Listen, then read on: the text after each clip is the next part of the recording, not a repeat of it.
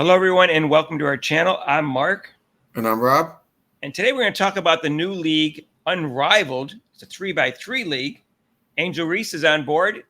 Will Caitlin Clark be next?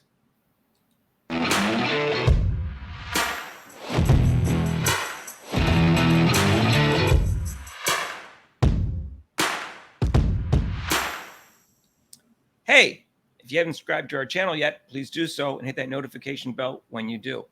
So, Rob, there's this new league, Unrivaled. Breanna Stewart and Nafis Collier is running it and I think have a small part ownership to it. They also have some investors like Steve Nash and Carmelo Anthony and John Skipper, who used to be head of the ESPN. And I think Alex Morgan, a soccer player. So they have different investors. And it's going to be in Miami in January and February, theoretically. And it's going to be there's going to be 30 players with 6 teams, 5 on each team, and January and February. And so right now they've got 10 people signed up. Essentially what they do is going to give priority to the best players in the league. So the all-stars and the Olympic team type of thing. And they got 10 players signed up and they're going for 30. Breanna Stewart did say in an interview about a month or two ago that Caitlin Clark would obviously be invited.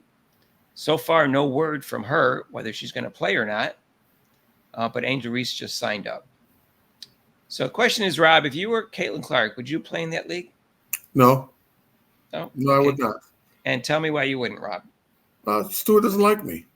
Like I said, I'm not going to play in a league who doesn't like me. Why should I do that? What benefit is it for me?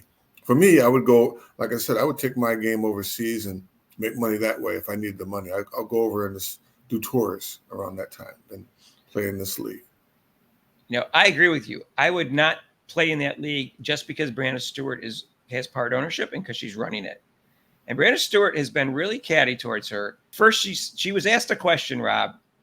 Could Caitlin Clark be one of the greats if she doesn't win a title? Now, she didn't ask, would she be the GOAT or one of the GOATs, just one of the greats, which is like one of 100, right. One of the greats. She said, no, she can't without winning a championship. And then when they asked about the rookies, she said, oh, Caitlin has great range. And then she raved about Angel Reese for, the next paragraph.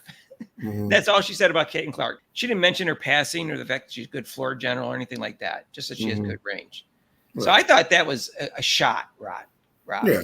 It definitely was a shot. She had an opportunity to expand for both of them, and she didn't say anything about Caitlin other than the obvious thing about her range that she's well known for her logo threes. So you can tell she doesn't like her. You want to know why, Rob? One, she didn't go to Connecticut. Yeah, that's amazing. She beat Connecticut in the 2024 NCAA tournament. And 3, she's getting all this publicity that Breanna Stewart didn't get, even though Breanna Stewart was more accomplished. I don't think better, but more accomplished than she was in college. And I think she's very jealous and envious of her, Rob. Yeah, they need her. They need her more than Caitlin Clark needs them.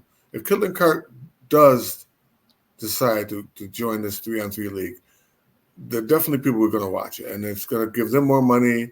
So with me, if I was Caitlin, I'm like, no. I have the advantage here. If I participate, the money is going to be going to them and not towards me. And why should I give them the popularity when they don't like me at all? So forget that.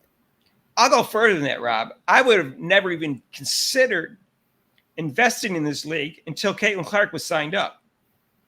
Because if the WNBA is not popular, why would this be popular?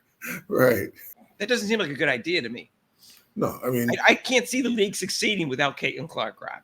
No, and the WNBA is already showing that with the attendance and just the revenue coming in.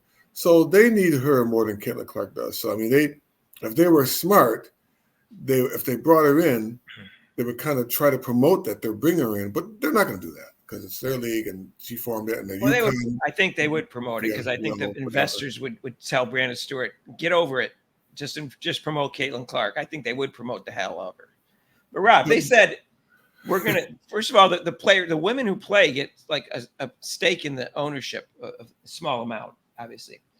They said they're going to have the highest average salary for a women professional sports league with 6-figure deals on all 30 players who receive equity. Now, Rob, that sounds like a lot of money for a league that they don't even know is going to be successful. Yeah, where's this money going to come from? I don't know. I mean, they're only playing for 2 months. I don't know how many games they have to play, but the WNBA can barely keep their head afloat. How is this league supposedly gonna take off? And well, Rob, it's not even clear to me that people would like 3x3 more than 5x5. So I'm still confused what the appeal of the league is. It's still women's basketball. right. So how can you not include one of the most exciting players in the league? One of the most exciting players, Rob. Is this like a joke? Oh, Rob, yeah. Rob. I'm sorry. She's like 5 times more exciting than anyone else in the league. So I don't see how it can succeed without her. And the question is, Caitlin Clark has some options here, Rob. She needs a break. Okay, this is until January. So, okay, the season ends either in September for her or October if they make the playoffs. And it's going to end early October for her. All right, so that's October. Let's see, November, December. She's got almost a 3-month break. That's plenty of time to work on her game. And if she wants more basketball and she wants 5-on-5 basketball, which is more conducive to what she has to play during the year because they play 5-on-5 basketball, she could go to Europe and play. So she's got options. She's the most exciting WNBA player right now. I totally agree now. Not just one. You're right. She is the most exciting. By a large margin, too. And here, that's why she's so much more popular. Right. But if I was Caitlin Clark, I would say no to the league and go play over in Europe. Mm-hmm. In a short season, I wouldn't play a lot because she's got to play again in April. And that's what I would do. I'd take a vacation, work on my game in, December, November, take a vacation in October or whatever.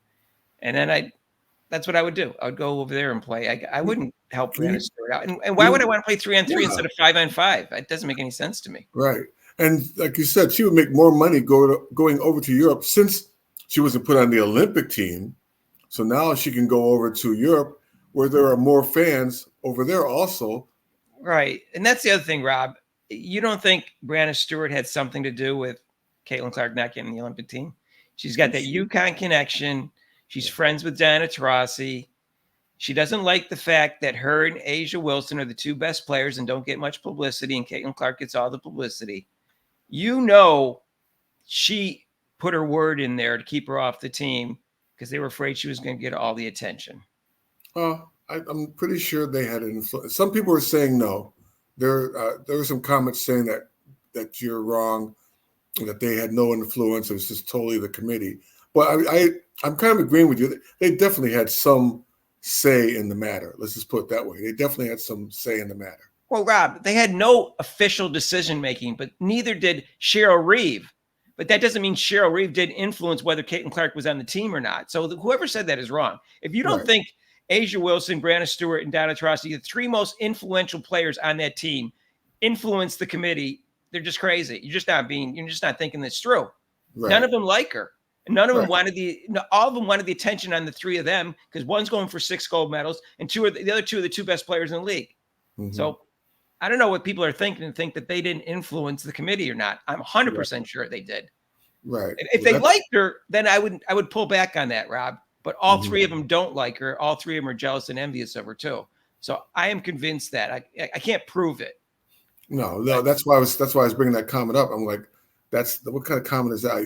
If you think that, I think you're naive if you think that, Rob. Like I said, I can't prove it, but then you're being naive. I think, and so here's a woman who had, put a little influence on whether or not I'm going to be in the Olympic team, and then said 2 bad things about me, and so far has really said nothing positive about me. Otherwise, she did admit once that Caitlin Clark was putting seats in the stands and helped with the TV rating. She did say one comment like that. I would say no. She doesn't need the money, Rob. So how much money she makes is compared to how much she was making in Europe. First of all, there wouldn't be much difference, even if there's more here. And second of all, she doesn't need the money. She signed the Wilson ball deal and she signed $28 million for shoes. So a difference between $10,000 and $50,000, that's nothing to her. Right. She's set for life. She knows she's set for life, Rob. Right. Uh-huh. That's why she's on vacation in Mexico right now. That's why, for her to go there and deal with that aggravation, she's just going to one situation to another. She's like, no, I'm not dealing with this. I wouldn't deal with this. Sorry. You didn't need me for the Olympic team. You don't need me now. That's what I would say. I definitely would say that to her face, too. Right. Yeah. You didn't want me in the Olympic team. You don't want to say anything positive about me. I would say it to your face. Breanna Stewart is there's something about her, Rob, that is just not likable, and I'm sorry. Rubs you the wrong way, huh? Okay. Yeah, she does. All right. Well, let's see your comments about. Do you think Caitlin Clark should join this league? Yeah, I don't like any of the Connecticut Mafia at this point. Anyways, yeah, let us know. What would you do if you were Caitlin Clark? Would you just take a break, a really long break? That's a really long break, though, because they have a short season. So their off season is obviously longer than the NBA because they're only playing 40-game seasons. They don't have to start playing again until start even show up for camp until April. Right. That's a long break to just work on your game. So what would you do? Would you just take a long break and just work on your game? Would you take a break, work on your game, and then play in Europe for a couple of months? Would you play in this league? Let me know what you would do if you were Caitlin Clark. She's a smart woman. She'll figure it out. She'll do what's best for her. So it's not our decision, but I am curious as to what you would do if you were in Caitlin Clark's shoes. Right. So anyways, let us know what you think. If you like this video, hit the like button.